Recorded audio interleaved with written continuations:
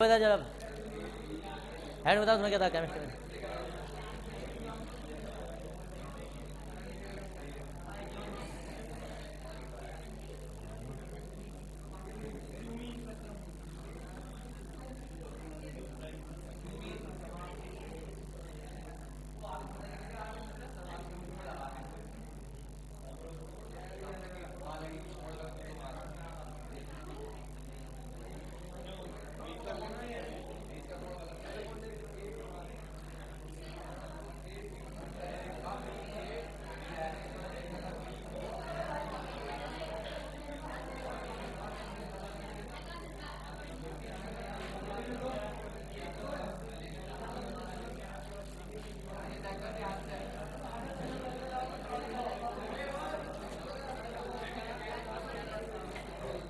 देखो इधर अब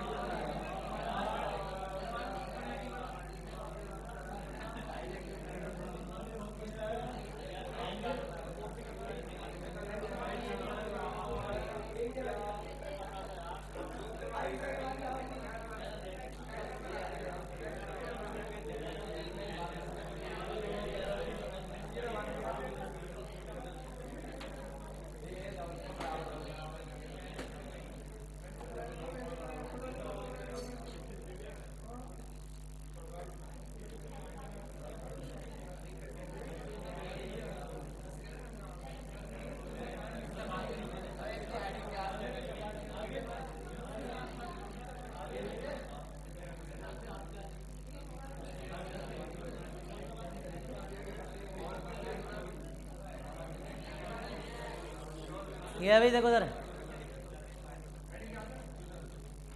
हाँ जी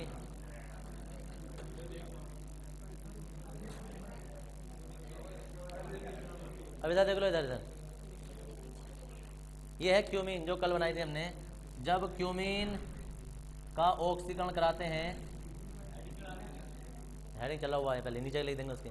क्यूमीन का ऑक्सीकरण कराते हैं तो क्यूमीन हाइड्रो परोक्साइड प्राप्त होता है। देखो ये तुम्हें एसिटिक अम्ल लगेगा, लेकिन एसिटिक अम्ल नहीं होता है। एसिटिक अम्ल में CO ऐसा होता है और डबल बंध से जुड़ा होता है। यहाँ ऑक्सीजन की दो ऑक्सीजन अवस्था होती है, लेकिन यहाँ COO सिंगल बंध से जुड़ा हुआ, ये परोक्साइड में लिया जाता है यहाँ।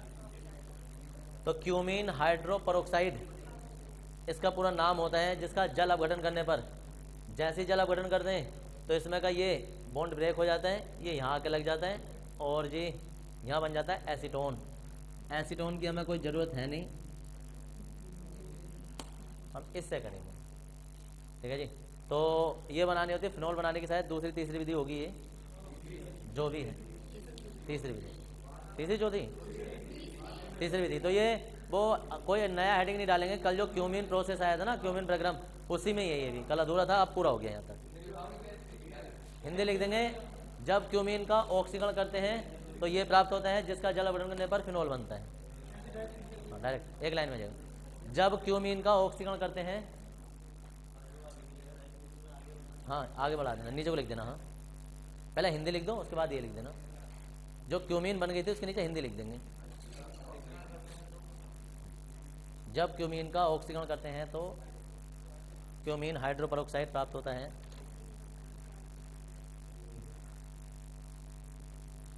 जिसका जल अपघटन कराने पर,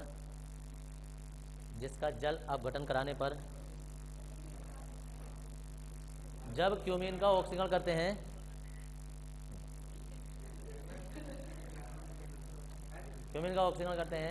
तो क्यूमीन हाइड्रोपरोक्साइड प्राप्त होता है, जिसका जल अपघटन करने पर फिनोल बनता है। फिनोल बना दो।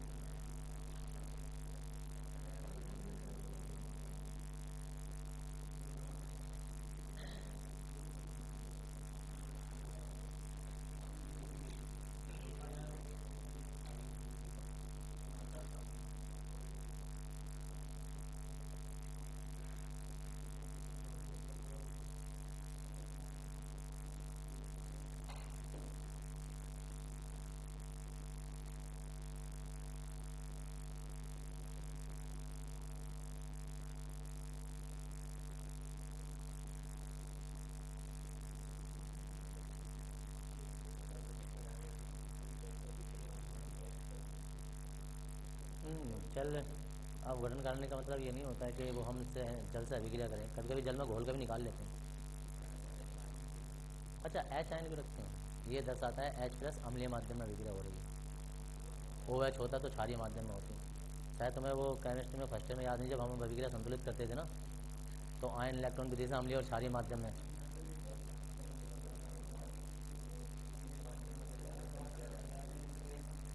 लिखा है, लिखते हैं अम्लीय क्षारीय माध्यम में भले से ऐड करने को कर दो, लेकिन उसमें होता नहीं है।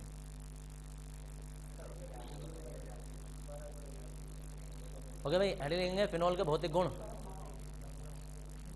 फिनॉल के भौतिक गुण।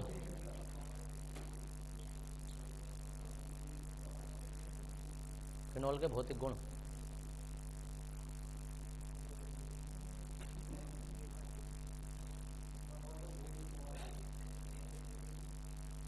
हाँ जी बिल्कुल, ये निम्नलिखित होंगे।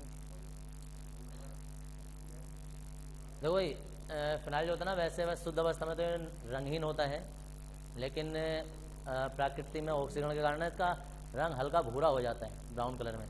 कोई फिनाइल वगैरह दुकान पर लेने जाएगा ना, तो उसे दिख जाएगा ये डार्क ब्राउन कलर का होता है। ये फिनाइल के नाम से या किसी और नाम से मतलब होता होगा, फिनाइल ही होता होगा, मिल जाता है फिनाइल के नाम से, मेडिकल पे मिल जाएगा, दुकान पे मिल जाएगा। हाँ, तो लिख देंगे इसमें नंबर 1, यह है शुद्ध अवस्था में रंगहीन होता है। यह शुद्ध अवस्था में रंगहीन होता है, परंतु कलरलेस ना, मतलब शुद्ध अवस्था में नहीं होता है, लेकिन अब बाद में तो हो ही जाता है, परंतु हाँ,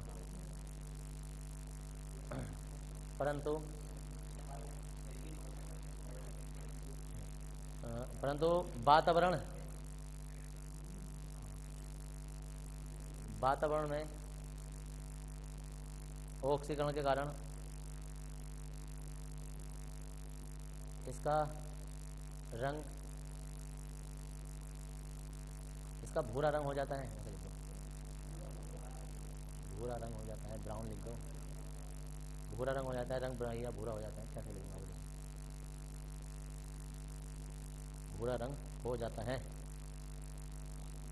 हो गया नंबर नेक्स्ट, यह जल में विलय होता है।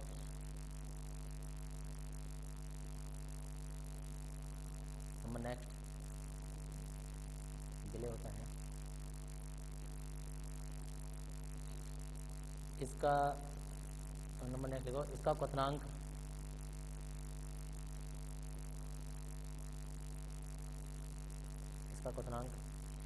हेलो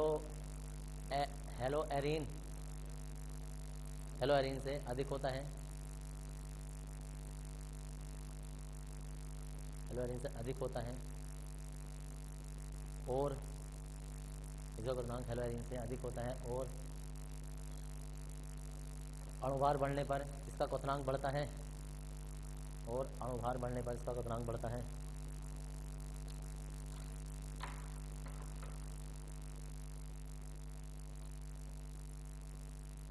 इसका क्वथनांक बढ़ता है।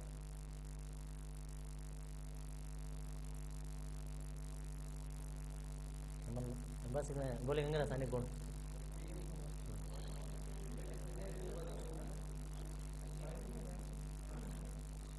रासायनिक गुण, रासायनिक गुण इसका पहले ही 1 नंबर में रखा है। देखो इधर क्वेश्चन आया कि सिद्ध कीजिए कि फिनॉल की प्रकृति अम्लीय होती है। कोई चीज अम्लीय कैसे पहचानेंगे? सबसे बड़ा डाउट हर किसी को लगता है देखने में कि इसके पास OH होते हैं। जब OH होते हैं तो ये OH त्यागेगा, जो OH देता है वो क्षार होता है, देखने में ही क्षार लगता है। जहाँ तक किसी से भी देख लो यार भाई, है ना, क्या है NaOH, जहाँ OH मिल जाए, क्योंकि परिभाषा ये होती है कि जिसके पास OH होते हैं वो क्षार होता है, जिसके पास H होते हैं वो अम्ल होता है, सीधी सी परिभाषा होती है।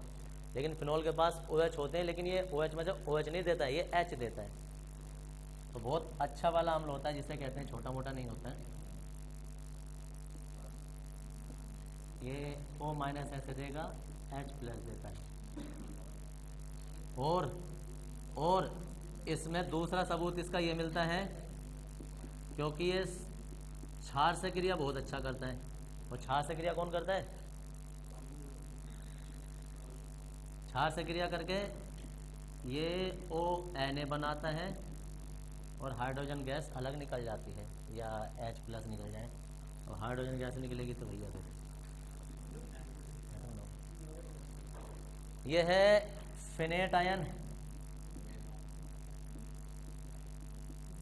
और इसे हम कहते हैं सोडियम,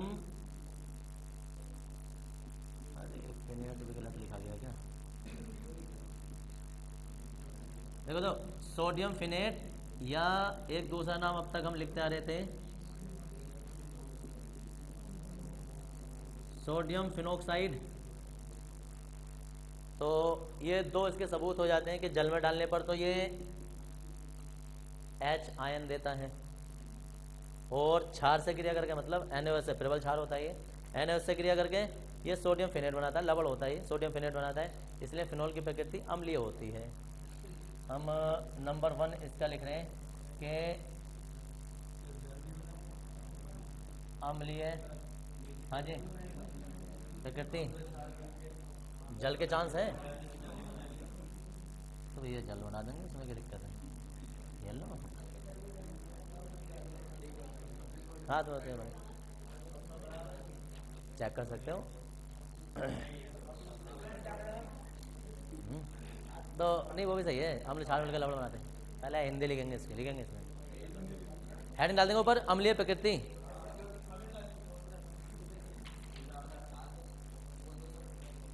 ये जो हमारे यहाँ होता है कि अभी रुक जाओ, बस जल गया, रुक जाओ, हो गया, बस जितनी देर में बोल रहे हो ना इतनी देर में अम्लीय प्रकृति लिखा जाता है, डाल रहे हैं, हो गया, आ गया, क्या है। देखिए इसमें लेंगे फिनोल,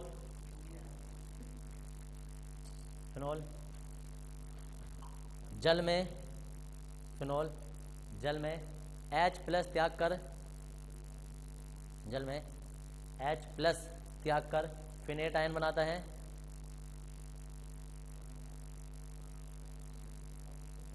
फिनेट आयन बनाता है,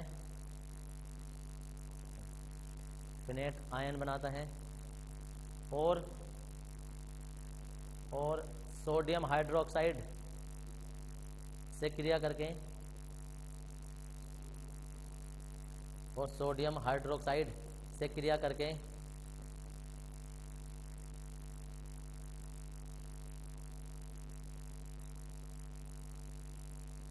सोडियम हाइड्रोक्साइड से क्रिया करके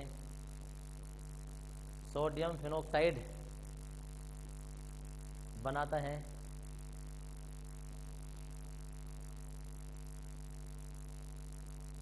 सोडियम फिनोक्साइड बनाता है, जिससे फिनोल की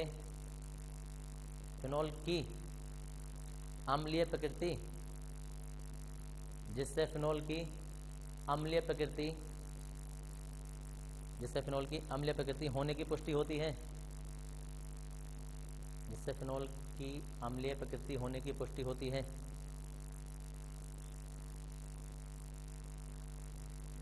उतार देंगे दोनों विग्रह, हाँ जी, पुष्टि होती है,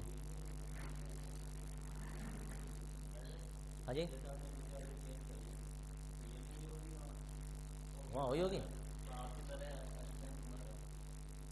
दरअसल जो हमने विक्रिया की वो कब होती है, वो धातु के साथ होती है। दरअसल ये खाली सोडियम से भी क्रिया कर जाता है ना, तो मेरे ध्यान में वो था, जिससे हाइड्रोजन गैस निकल जाती है। हाँ बिल्कुल, ये करेक्ट ये है। अगर वो खाली इसमें क्या होता कि OH ना होता, समस्या ये नहीं है, वो जो हमने 2 से गुणा की तो बैलेंस नहीं हो रही होगी अभिक्रिया, गलत होगी, देख लेना।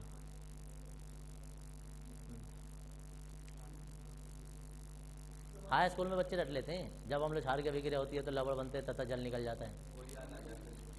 अभी मैं वहाँ दूसरे वाले बैच में बच्चों को वो फर्स्ट वाला बता रहा था, अम्ल क्षार वाले जब चलते हैं उसमें 7वें चैप्टर में, तो हमारी तो वही अपनी अभिक्रिया के जब बच्चे उसकी क्रिया कराते हैं वो निकल जाता है।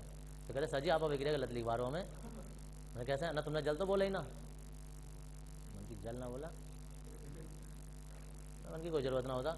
लो ऐसा हमने हाई स्कूल में इतना पढ़ा, उसमें किताब में भी लिख दिया कि जब अम्ल क्षार की अभिक्रिया करते हैं तो जल बनता है, वो सॉरी लवण बनते हैं और जल निकल जाता है। अब देखिए उसमें अभिक्रिया में जल नजर आ रहा, तुम लिखवा है नहीं रे यार, अब उन्हें कैसे समझाया जाए? मन की भैया लिख लो,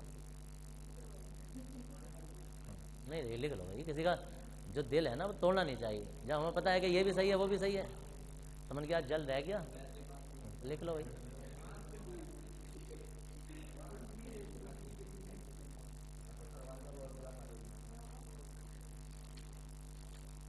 देखो एक चीज़ होती है ना, एक चीज़ ये होती है कि अगर किसी को ऐसा लगता है ना कि ऐसे सही हो सकता है, तो इसके अंदर की ना क्षमता जाग जाती है कि यार ऐसे सही था।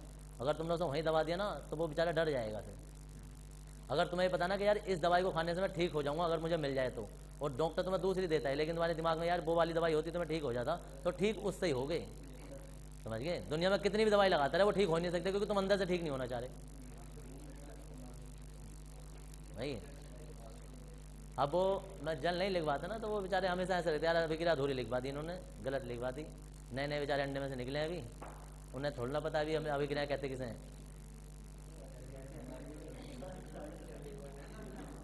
अभी अभी अभी आए हैं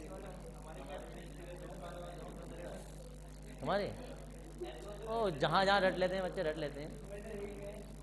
वो रटन तो विद्या वाले हैं ना, बहुत वाले बड़े वाले। लिख भाई, दूसरा बता दें। नीचे बिना नंबर के हेडिंग लिखेंगे, फिनोल की अम्लीय प्रकृति को प्रभावित करने वाले कारक। बिना नंबर के लिखो हेडिंग, फिनोल की अम्लीय प्रकृति को प्रभावित करने वाले कारक।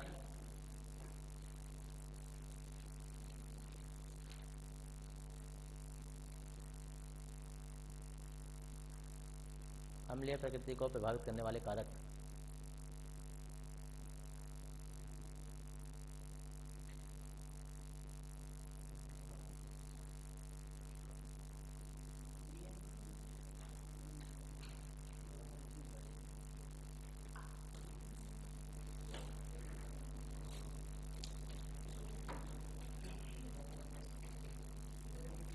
देखो भाई, प्रभावित करने वाले कारक। अब जरा थोड़ी देर इधर देखते रहो, मैं तो इसमें थोड़ा लिखने वाला हूँ अभी।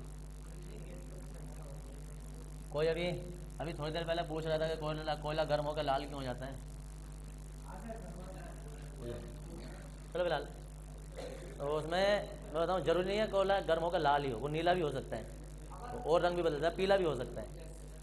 वो डिपेंड करता है उसके रंग पर, क्योंकि बीन ने मैं सुनो सर, बीन ने ये बताया था एक तारा जो है वो रेड कलर का है, एक तारा जो है वो नीले कलर का है, ब्लू कलर।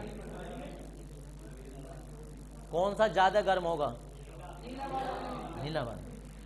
तो अब इसमें पता है क्या चलता है? इसमें चलता है विबग्योर। अब कोयले को देखते रहे ना कैसा रंग हो रहा है। जितना ज्यादा देखो इधर से इधर की ओर को जितना हो जाएगा ना, टी बढ़ जाएगा। सबसे ज्यादा जब तुम उसे दिखा दोगे ना, तो जब सबसे कम देख रहा होगा, मतलब तुमने तो फुल दिखा दिया, लेकिन कोयला जब सबसे कम देख रहा होगा ना तो वो लाल रंग का होगा।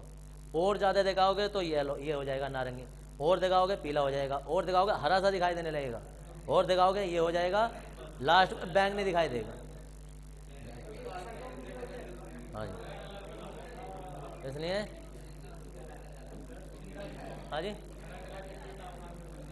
कौन सा रंग? हरा कलर है।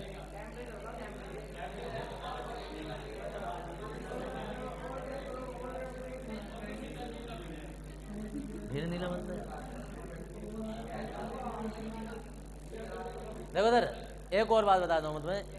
दरअसल जो हरा रंग होता है ना, हरा रंग, वो कभी भी अकेले में हरा होता है। चाहे तुम इसके इधर कोई रंग रख दो या उधर रख दो, फिर वो अपना हरा रंग खो देता है, या तो वो पीला केला ही सा बन जाता है, क्योंकि जस्ट उसके साथ में पीला होता है। तो वो हमेशा कभी भी हरा, तुम सोचो ना कि हम इतना गर्म करेंगे वो प्योर हरा दिखाई दे पत्ते की तरह, तो ऐसा नहीं हो सकता कभी भी। साथ में नारंगी, पीला, ब्लू भी है उसके साथ में मिक्स। मैक्सिमम टेम्परेचर होता है ना उसका, टेम्परेचर मैक्सिमम होता है। अब इधर देख लो, इधर इधर, अरे वो इधर नंबर 1 कारक है इसका। देखो नंबर 1 कारक है, कोई बात नहीं, देख लो। नंबर 1 कारक सुन लो। नंबर 1 कारक क्या है? इलेक्ट्रॉन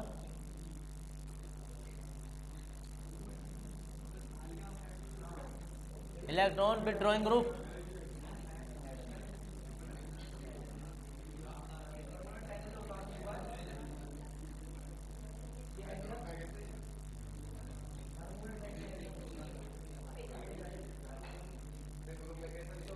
हाँ जी, VWG। देखो भाई, इलेक्ट्रॉन विड्रॉइंग ग्रुप, और दूसरा नाम होता है इसका इलेक्ट्रॉन निष्कासित समूह। जैसे CN, Cl, NO2, Br, F आदि।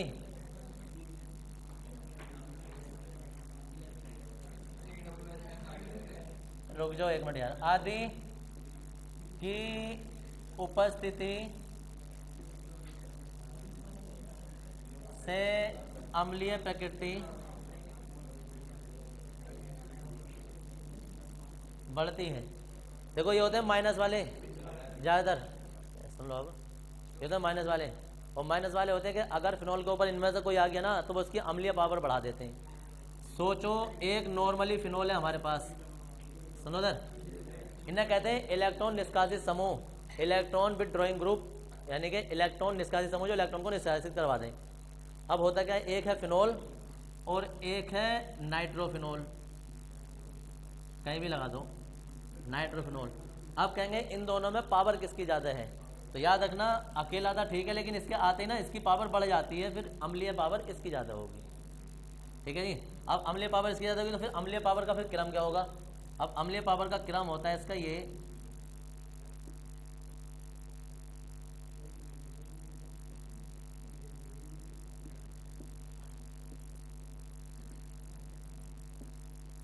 कि अगर फिनॉल है ये, इसमें हम पैरा पोजीशन पर लगा दें, फिनॉल है ये हम इसमें ऑर्थो पोजीशन पर लगा दें, फिनॉल है ये इसमें मेटा पोजीशन पर लगा दें, और ये खाली फिनॉल है, तो सबसे अधिक पैरा वाला होता है, फिर ऑर्थो वाला होता है, फिर मेटा वाला होता है, और लास्ट में ये होता है अम्लीय प्रबलता का घटता क्रम 1 नंबर में आता है। ऐसे दे देंगे और तुमसे पूछ लेंगे कि निम्नलिखित को अम्लीय प्रबलता के बढ़ते हुए क्रम में या घटते हुए क्रम में लगाइए, तो उस हिसाब से तुम्हें क्रम में देखना है। इन दोनों में दे दें, जरूरी नहीं है नाइट्रो हो, इनमें से CN भी हो सकता है, साइनोबेंजीन या साइनोफिनॉल भी हो सकता है, क्लोरोफिनॉल भी हो सकता है, कुछ भी हो सकता है। तो इनमें से अगर खाली फिनॉल है और ये है, ठीक है ना जी, तो इनमें अम्लीय प्रकृति किसकी ज़्यादा होगी, तो जिसके साथ ये होगा। अब आ जाए यार, N2 भी है, NO2 भी है और Cl भी है, या NO2 है और CN है, या NO2 है या F है, तो फिर उसमें तुम्हें देखना थोड़ा सा भारी पड़ जाएगा, क्योंकि उसमें नापनी होती है फिर विद्युत ऋणात्मकता। अगर अंदाजा लगा सको तो ठीक है, जिसकी विद्युत ऋणात्मकता ज़्यादा होगी फिर वो अम्लीय हो जाएगा। ठीक है जी।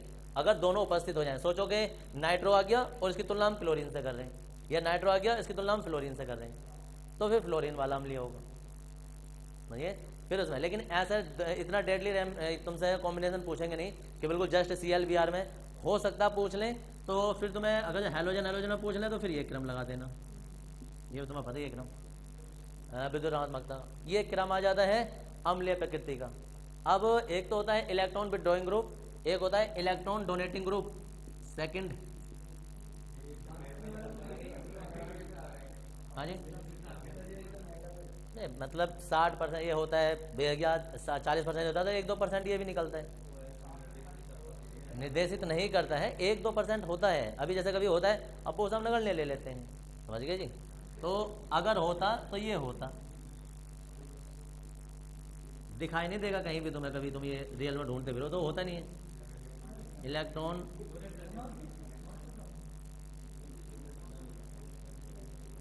और इसे कहते हैं E, D और G, इलेक्ट्रॉन दाता समूह। और कौन कौन से होते हैं देखो इधर, जैसे CH3, C2H5 आदि की उपस्थिति से अम्लीय प्रबलता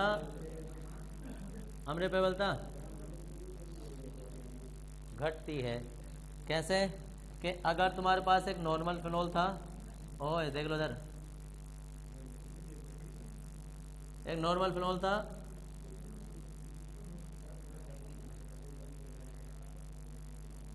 अब इनमें से किसी एक पर CH3 आ गया, कौन होगा पावरफुल?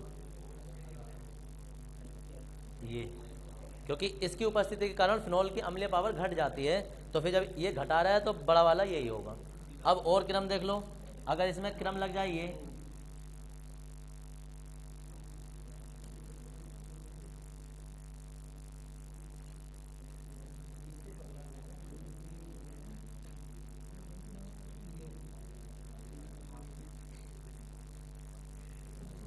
OH OH,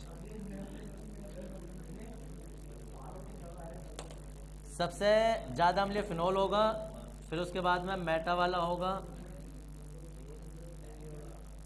फिर इसमें पैरा वाला होगा, फिर इसमें ऑर्थो वाला होगा। ये होता है नॉर्मल फिनोल, ये होता है मेटा मैथिल, नाम पता है तुम्हें, मेटा, ये पैरा, और फिर ये ऑर्थो। क्रम होगा इसमें ये, हाँ तो भी एक ही बात है, जितने ज़्यादा कार्बन उतने ही ज़्यादा कमज़ोर, समझिए, जितने ज़्यादा कार्बन उतने ज़्यादा कमज़ोर, ये क्रम हो जाता है। हाँ जी, तो ये है तुम्हारा अभी तक रासायनिक गुण पहला वाला, अब खत्म हुआ है, अब दूसरा डाल देंगे जैडन से क्रिया, दूसरा रासायनिक गुण हो जाएगा दूसरे बाद। हाँ जी, अब बताओ जिसे क्या डाउट हो रहा है, क्या नहीं होना चाहिए। हाँ जी, कुछ पूछना था, क्या हो गया?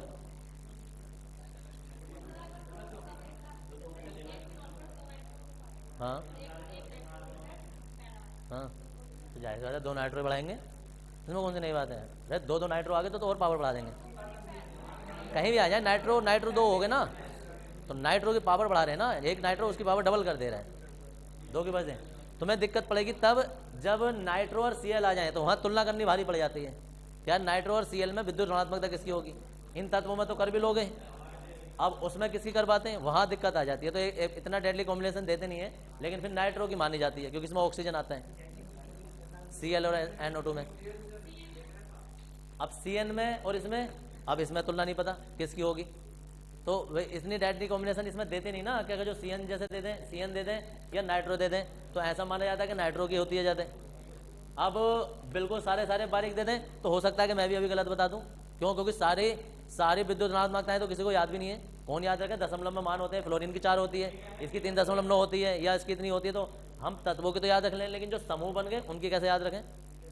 NO2 तत्व नहीं है, NO2 समूह है, ऐसे Cn जो है ना वो तत्व नहीं है, वो समूह बन गया, किससे? कार्बन से और नाइट्रोजन से मिलकर। अब दोनों की विद्युत ऋणात्मकता मिली होंगी। EWS का मतलब क्या है? EWG, क्वेश्चन आता है ऐसे, इस तरीके से आता है, किसी एक का ही पूछते हैं, वो Cl का पूछ लेंगे, नाइट्रो का पूछ लेंगे, ऐसे करके पूछते हैं कि निम्नलिखित को प्रबलता के घटते क्रम में लगाइए या बढ़ते क्रम में लगाइए। कौन सा क्रम है ये वाला, ये घटता क्रम। बढ़ता होगा तो पहले कौन सा होगा? कमजोर होगा पहले। देखो सर, अभी मुझे इसकी एक बहुत अच्छी बात लगी, सब आपस में 4-5 लोग बातें